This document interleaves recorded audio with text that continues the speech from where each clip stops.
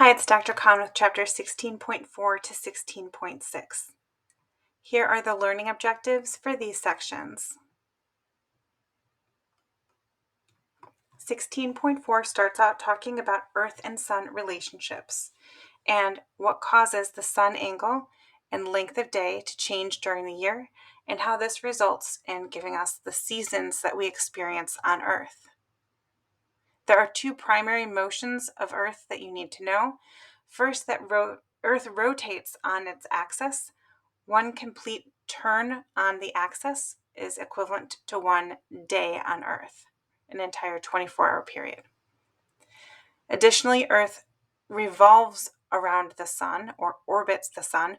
One complete revolution of the Earth around the sun is equal to 1 year. The seasons are a result of the way that the sun's angle changes throughout the year and the changing length of daylight throughout the year. One common misconception is that the seasons are caused by the distance between the Earth and the sun changing. Although the distance between the Earth and the sun do change throughout the year, interestingly, in the northern hemisphere, when we are experiencing summer, we're actually located the farthest from the sun. And when we are experiencing our winter in the northern hemisphere, we're actually the closest that we get to the sun. That indicates that the distance between the Earth and the sun is not the primary driver of our seasons. Rather, it is that changing sun angle and how long the sun is shining in our sky. The SMART figure does a great job of going over this image. We'll take a minute to dissect it ourselves. I want to start out with the image on the left. And actually, just by saying that all three of these images are taken at the same or drawn for the same location. So we'll see down here it says that 42 degrees north latitude for each of these images. The difference is the time of year. So the first image is in summer. The second image is either a representation of spring or fall. And then the third image is showing us winter. Again, for us in the northern hemisphere at 40 degrees north latitude. So there are a few things that you really already have a sense for having lived here. So June 21st to 22nd, that's usually when we get our longest day of the year. When we think about our long summer nights and how there's still a tiny bit of light on the horizon, even at around 9 o'clock p.m., versus in December and winter, our days are very short. And on our shortest day, which is either December 21st or 22nd, the sun might be down by 4:30 p.m. So looking at this June 21st, 22nd image, we see that the sun's path across the sky is very long. And that accounts for this being the longest day of the year. The sun has the farthest to travel on this arc between sunrise and sunset. Compare this to the winter, where the sun does not reach as high in the sky, and its path across the sky is much shorter. So this accounts for, again, the length of the day. In the middle here, we have either March 21st or on September 22nd. We have day and night that are equal. So here's the sun rising exactly in the east and the sun setting exactly in the west. And we call this equinox. Equinox meaning equal night. So we have 12 hours of day, 12 hours of night, exactly on March 21st and on September 22nd. Now we'll examine the sun angle. Because in June 21st, our sun has the longest path that it's taking across the sky, it's also getting much higher in the sky, where the noon sun angle on June 21st for this 40 degrees latitude is 73.5 degrees. So between the ground and the angle to the sun is about 73.5 degrees. Let's see how this changes throughout the year. Come September, the angle of the sun is at 50 degrees and a very shallow 26.5 degrees on the shortest day of the year. This is significant because the amount of energy that's received at the surface from the sun is dependent upon the angle that the sun makes with the surface. So we'll see that the sun is not quite overhead. If it were directly overhead here, it would be at 90 degrees. But it's a lot more overhead on June 21st, certainly compared to December 21st. And it turns out that when the sun is more directly overhead, it's shining perpendicular to the surface, right at a 90 degree, there's more energy that's being delivered per unit of surface area. Versus on December 21st, where the sun's rays are very shallow, there's less energy per square foot being delivered to the surface. Down here we have names for these special days, June 21st or 22nd, depending on the year. It's called the summer solstice. That's the longest day of the year. That's where the sun reaches the highest point in the sky at noon, that it does all year. And then the spring equinox and the fall equinox, spring occurring March 21st or 22nd, and the fall September 22nd or 23rd. Again, equal day, equal night. And that's true on this date, or on these dates of every location across the globe. We receive 12 hours of sunlight and 12 hours of darkness. And then the winter solstice is what December 21st or 22nd is called, and it's our shortest day of the year. To understand why more perpendicular sunlight delivers more units of energy per square area, per square foot, for example, you can take a flashlight and try this yourself. If you shine the flashlight totally perpendicular, directly overhead on a surface, you'll see that it creates the shape of a circle, and we can even measure the radius of that circle. The same flashlight delivering the same amount of energy, but held at a shallow angle, that same amount of energy has to be spread out over a larger area. So on a per square inch, let's say, basis, we're going to get less intense light delivered to each square inch. So just more concentrated light, the more perpendicular, or the more closer to 90 degrees that you're shining that light. And the shallower angles have kind of a diluted effect of how much energy is actually, or light is reaching the surface. We're going to take this concept of using the flashlight and now apply it to different latitudes. And here we see in image A here, we see that the sunlight is coming directly perpendicular, directly overhead, 90 degrees from the surface. So 1 unit of energy is spread out over 1 unit of area by the time it hits the ground. So it's like a 1-for-1. 1 unit of energy, we're going to say, is now spread out over 1 unit of surface area. But here in our second image, we see that the sun's rays are coming not perpendicularly, but at a 45-degree angle. Instead of this 90-degree angle, they're coming in slanted. Meaning for 1 unit of energy, it's having to be spread out over 1.4 units of area. So there's going to be less intense radiation or energy that's striking the surface in this picture compared to the more concentrated energy that's being received at the surface in this image. And here we see that the sun's rays are even more shallow, and we see for every 1 unit of energy, it's being spread over 2 units of area.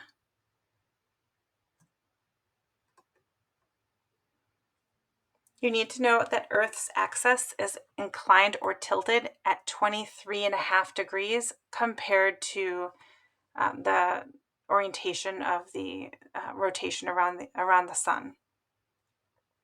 So the axis is always pointed in the same direction. We'll see actually in the astronomy unit, it's pointed somewhat at what's called the North Star, or close to the North Star. And it's this orientation or tilting compared to the path that we take around the sun that causes our seasons. Here we see in this image that the Earth appears to be tilted away from the sun if you're in the northern hemisphere. But to take the perspective now of someone who's in the southern hemisphere appears to be tilted towards the sun. So it's this idea of sometimes the Earth is pointed from wherever your perspective is, and here we are in North America. So right now we're pointed away from the sun versus the southern hemisphere that's pointed towards the sun. And again, this is the cause for the seasons because our sun's rays are coming in at different angles depending on what latitude we're at. So we'll see, we'll start kind of here at 66.5 degrees. The sun's rays are coming in at the most shallow angle. It's almost like perpendicular, right, to the surface. So that light has to be very spread out over a large area. And in fact, if we go north of this 66.5 degree line, and you can imagine the rotation of the Earth, if you spin the Earth on its axis here, you can spin it all the way around, and a location north of 66.5 degrees is not going to receive any sunlight at all, it looks like on this day. So the sun will not rise in any of this area on this particular day. Moving down, we see that we have still a shallow angle between the surface and the sun. And if we spin the Earth around in our mind, we do see sunlight, but there's certainly more time that we're spending in darkness compared to the time that we spend in light. And that progression or trend continues all the way until we actually see the sun's rays perpendicular, 90 degree angle between the sun's rays and the surface of the Earth at this latitude at 23.5 degrees south. So on this day, the sun is directly overhead at noon. When we see the sun's rays are 90 degrees or exactly perpendicular, that means at noon, the sun is directly overhead. This is why during our winter, when we have long, dark days, and it's cold, right? We don't have a lot of solar energy striking this far north. This is actually when the southern hemisphere is experiencing its summer. It has longer days. Look at how much of the Earth's surface down here is in light versus a smaller amount of time that they're spending in darkness. If we spin the Earth in our mind and rotate that around. This particular day, I can tell you, is the winter solstice, as we say from the northern hemisphere. This is going to be December 21st or 22nd. It'll be our shortest day of the year. And again, for people living in the Arctic Circle up here, there are days when the sun does not appear above the horizon. On this particular day, anything at 66.5 degrees or above will not see the sunrise on the day of the winter solstice. So here are the special days from the perspective of the northern hemisphere. We have the summer solstice, which is in June. The sun's vertical rays, that 90 degree rays, the directly overhead sun, it's located at the Tropic of Cancer. The Tropic of Cancer is that special line that's marked at 23.5 degrees north latitude. It's given a special name because it is the farthest north that the sun will shine directly overhead, 23.5 degrees. Our winter solstice is December 21st or 22nd, where the sun's vertical 90 degrees perpendicular rays are directly over the Tropic of Capricorn, 23.5 degrees south latitude. So on that day in December, and this is the image that we saw a moment ago, the sun's rays are perpendicular, meaning overhead. They're going to see the sun directly overhead at noon. So this line here, Tropic of Capricorn, that's the farthest south that the sun will ever be directly overhead. And then moving throughout the year to the summer when the sun would be directly overhead at the Tropic of Cancer, actually just above here at 23.5 degrees north, just south of here, I'm sorry. But we're not seeing that in this image, right? This image is specific to our winter solstice. Other special days include the autumnal or fall equinox. Those expressions are used interchangeably. That's happening in September, that's fall, where the sun's vertical rays are perpendicular over the equator at 0 degrees latitude. And in spring, or vernal equinox, we also have the sun's vertical rays directly over the equator. And plotting this all out, watching the Earth move around the sun for an entire year, I'm hoping that you gain some understanding or a sense of why these special days are occurring and what the sun and Earth relationship looks like on those special days. So we'll start with the image that we looked at before, where the northern hemisphere was in its shortest day on that winter solstice. And that's because the sun's rays were directly overhead at the Tropic of Capricorn at 23.5 degrees south. The sun is kind of like the farthest that it gets from us in our northern latitude up here. So it's going to be our coldest period of time here. But notice this blue line here with these arrows indicate the direction of the orbit, the direction that the Earth is moving around the sun. So after we experience our winter solstice, we keep revolving around the sun in this direction here until we get to this position, which is our March equinox. And the sun is directly overhead, or that 90-degree angle at the equator. This is also a time where the Earth is neither pointing towards the sun nor away from the sun. So this is why every location on Earth on this day will have 12 hours of sun and 12 hours of darkness, equinox. And we continue our path along the year until we get to June 21st or 22nd, and that's the summer solstice for us in the northern hemisphere. And we can see, if you look at where the axis is pointed, that really doesn't change throughout the year, right? The axis is always pointing kind of up and to the right here, up and to the right, up and to the right, up and to the right. So if the tilt of the Earth doesn't change, it stays at that 23.5 degrees. What does change is the Earth's relative position around the sun. So when we're on kind of what we'll think of as a right-hand side of the sun over here, we're pointed away from the sun in the northern hemisphere, versus in the summer solstice, same tilt, but now we're pointed towards the sun. So the sun is directly overhead at this 23.5 degree north latitude. That's the Tropic of Cancer. They're having exactly 90-degree sun directly overhead at noon on this date. And this is the closest that we get to overhead sun, right? To that most direct sun. And again, if we look at nighttime versus daytime, we're spending more time as the Earth rotates in one day. We're spending more time in light than we are in darkness. And the Earth continues around its orbit until, again, it's at this position here, where we're neither pointed toward nor away the sun.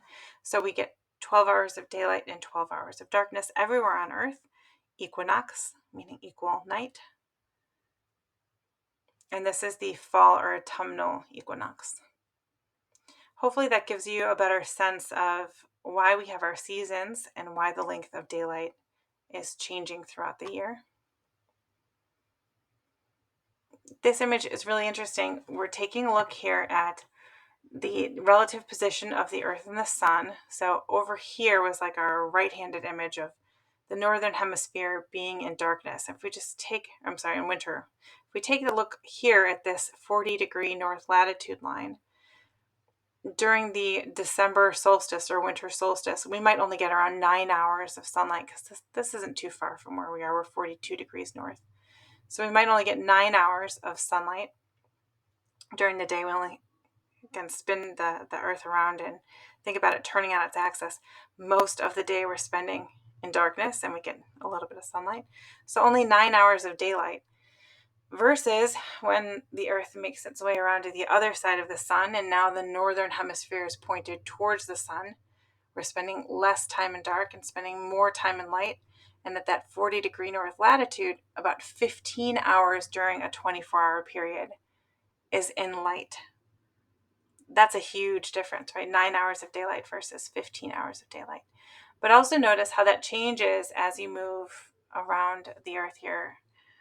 So at the North Pole, for example, in the summer, we have 24 hours of light. The sun actually doesn't ever set. And if that's hard to imagine, again, spin the Earth around on its axis. Imagine that it turns once throughout the day, and it's never really in shadow here. So there are places that the sun doesn't set in the summer. Versus the same location in the winter, we'll never see the sunrise.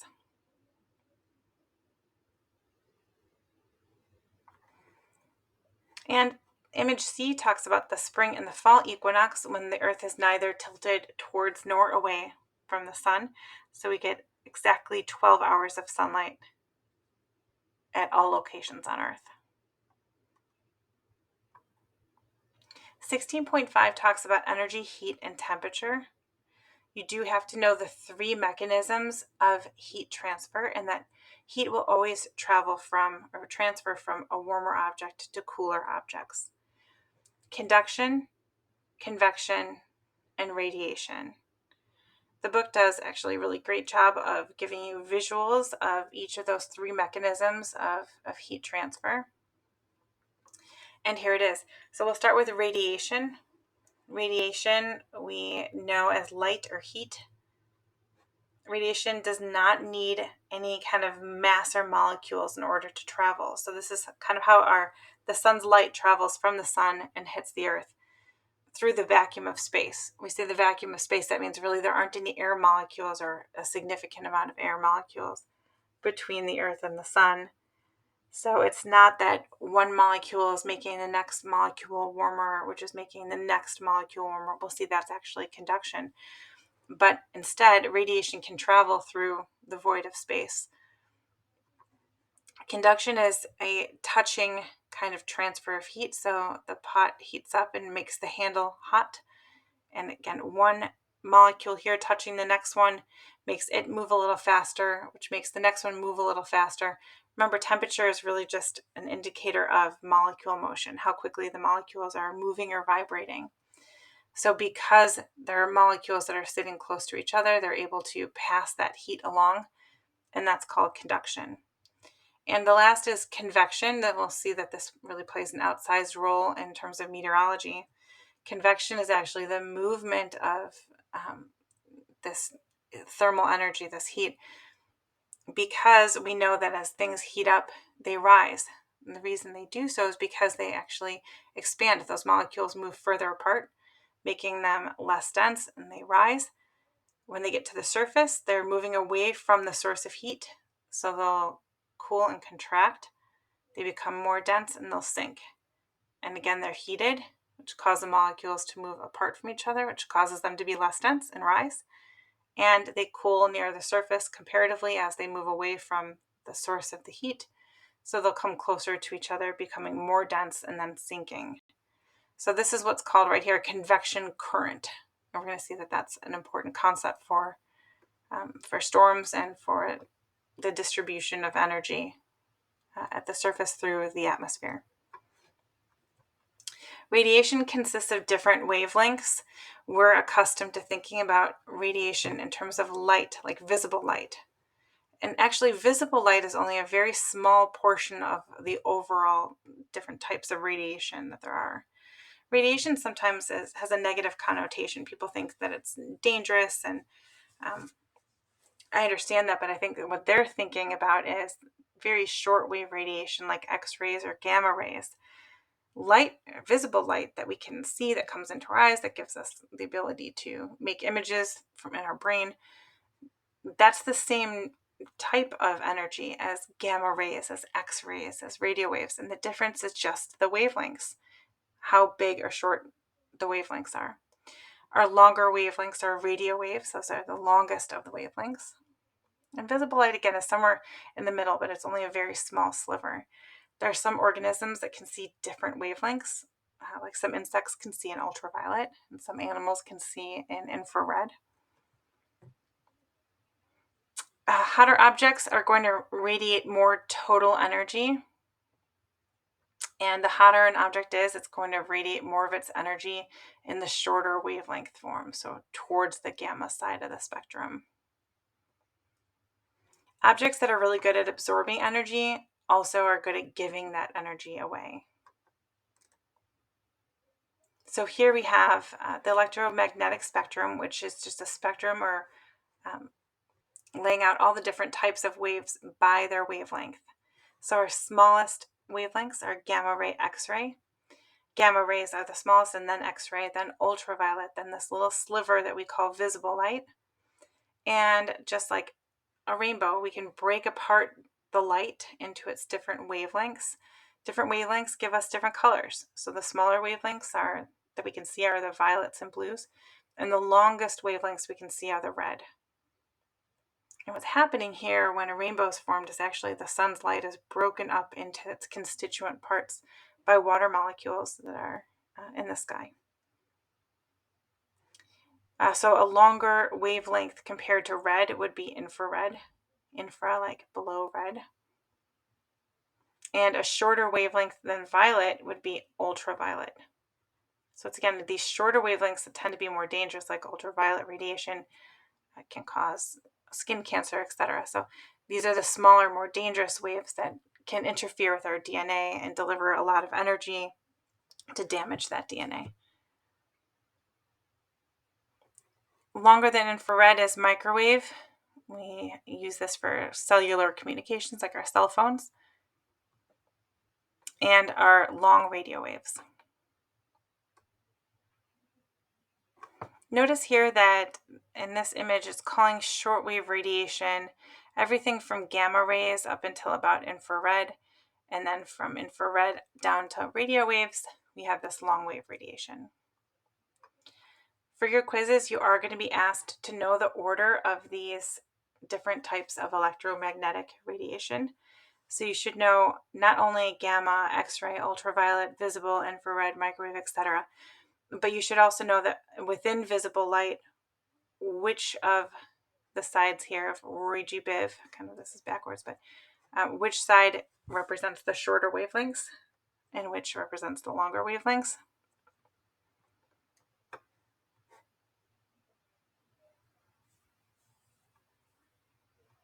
Incoming solar radiation and outgoing solar radiation of the sun really makes up our budget, our energy budget. So the atmosphere is largely transparent to incoming solar radiation. There are three things that can happen once radiation strikes the Earth or the atmosphere. It can be reflected. And we have a term called albedo, which is reflectivity. We can talk about what percent of light is just reflected back into space.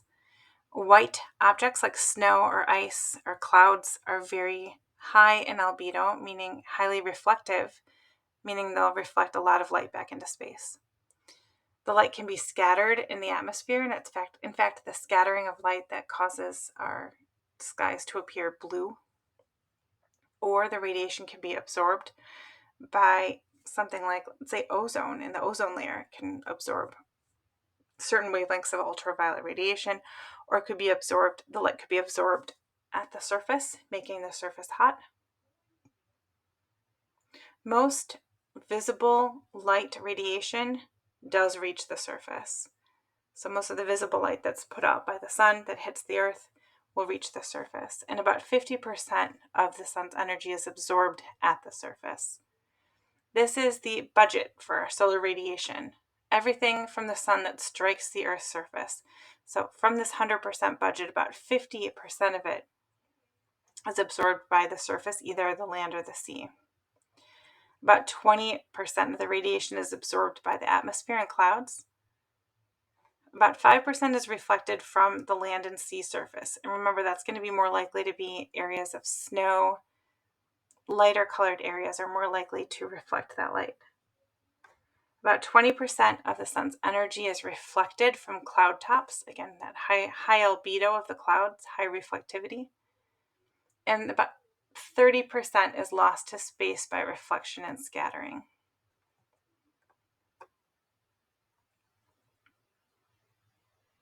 This is a relative comparison of albedo or reflectivity off of various surfaces. So we see that snow has a very high albedo. Between 50 and 90% of the light that strikes snow is going to be reflected back into space. Compare that to a dark, wet, plowed field that will only reflect about 15 to 25% of its light back to space. And a dark roof, only 10 to 15% of that is going to be reflected back. Compare the dark roof to the light roof. This is why oftentimes you have light roofing tiles in the Southwest in the United States. We want to reflect that heat energy back in places like Arizona.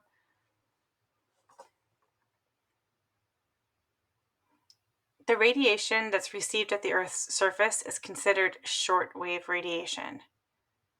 Remember, shortwave was everything from gamma all the way through visible light. But once the surface absorbs that solar energy, it will re-radiate from the ground. That's called terrestrial radiation. So it's releasing that heat energy back as longer wavelengths, oftentimes in the infrared, which is heat. Longer wavelengths don't have as easy of a time exiting our atmosphere as the sunlight had coming into our atmosphere. So again, a lot of that light is that's coming in is in the form of visible light, but the light that's leaving is in the form of this infrared. The problem is that carbon dioxide and water vapor and other greenhouse gases are good at absorbing the longer wavelengths. So it acts more like a door blocking the way instead of a window letting that radiation back out. This causes an overall heating of the atmosphere, and it's called the greenhouse effect. So if we look at a body like the moon, for example, energy comes in as shortwave radiation, and that's going to be true. Look at this on all of our different simulations here between the moon and the Earth and Venus here. The Earth's radiation is shortwave radiation. It's primarily in that visible part of the spectrum. But on the moon, where there's no atmosphere, what happens is this shortwave radiation is absorbed at the surface and then re-radiated out as this longer wave radiation, this infrared radiation, back to space. But there's no atmosphere to stop it either from coming in as shortwave radiation, and there's no atmosphere to stop it from coming out as long wave radiation. Now we'll take a look at the Earth with some modest amount of greenhouse gases. The incoming shortwave radiation has no problem coming in, but the amount of greenhouse gases in our atmosphere will actually absorb some of this outgoing longer wave radiation and prevent it from leaving and going back into space. And what happens is those greenhouse gases re-radiate that heat back downwards towards the surface of the Earth. That's called the greenhouse effect. And bodies or objects with a lot of greenhouse gases, and Venus is our example of kind of a runaway greenhouse effect. Venus has a lot of greenhouse warming. The incoming solar radiation doesn't have a problem making it through this thick veil of clouds that covers the surface of Venus. It can still get through as visible light, but most of this outgoing long wave radiation gets re-radiated back to the surface. And that has the effect of heating Venus to an extreme. Its surface temperature is somewhere around 900 degrees Fahrenheit, making it the hottest planet, even though it's not the closest planet to the sun.